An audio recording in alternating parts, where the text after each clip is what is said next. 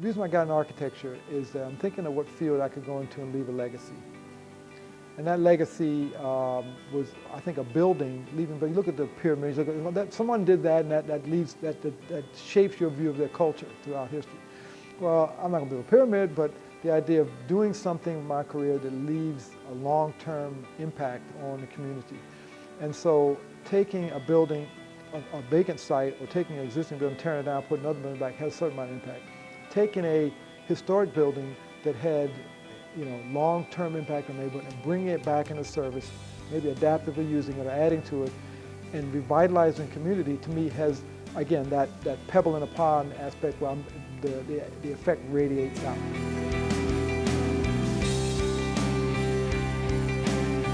I sort of learned about older buildings at my first firm because as a June grad, I was kind of their archivist. So someone would say, we need our building from 1940, we need the drawings. So I had to go find the drawings and print them. And I'm looking through the drawings, I'm going, okay, this is some great hand-drawn stuff. It's great historic elements brought to life, beautiful, craftsmanship. So I sort of filed that away, and then I went for a firm who actually worked on some older buildings. This firm, first firm, worked on all new buildings.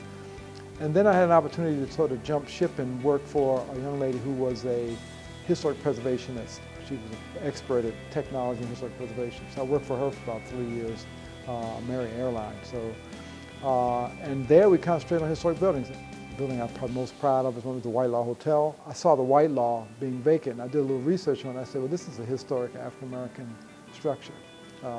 Duke Ellington stayed there when he used to travel, his band. It was a part of the Great Black Way in Cardozo Shaw on 14th Street, and along with the theaters there on U Street and a couple other major icons around the Washington, D.C. area in that certain area. So I said, well, this would be great to bring this back. So I actually took the building to a developer and said, what about this building? Can we redevelop this building? The roof had collapsed, had a fire, so it was really damaged. But it was the center of the community at one point.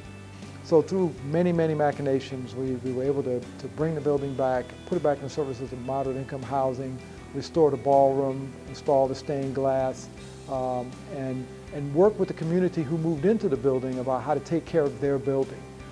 Other historic buildings that I've worked on have also great resonance with me personally.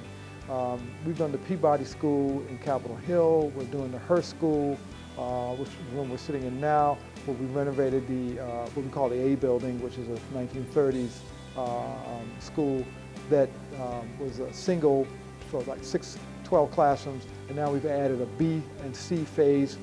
So adaptive reuse is a major part of my historic preservation background. Not only do we bring the building back, but we add to it, recreate the site, relationship to the site. So I'm looking for opportunities like that. In a lot of cases, it means taking jobs that may not mean a profit. They're charitable, in my eleemosynary position where I'm searching for a project that is going to have major impact. A lot of times they turn into, consulting and architectural commissions, and sometimes they don't. So we work with nonprofit groups and other groups to try to see projects that might have impacts on the community. Early in my career, I didn't see schools and libraries and parks as great impact as they really have.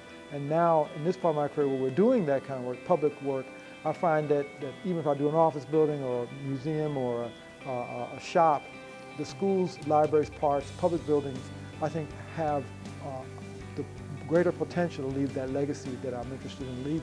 So my attitude is always looking back and how to bring other architects along. So my practice is a teaching practice. I have incorporated teaching at Howard University in my yearly activities. So I teach 2 or 3 classes there. So training and educating architects is part of my DNA.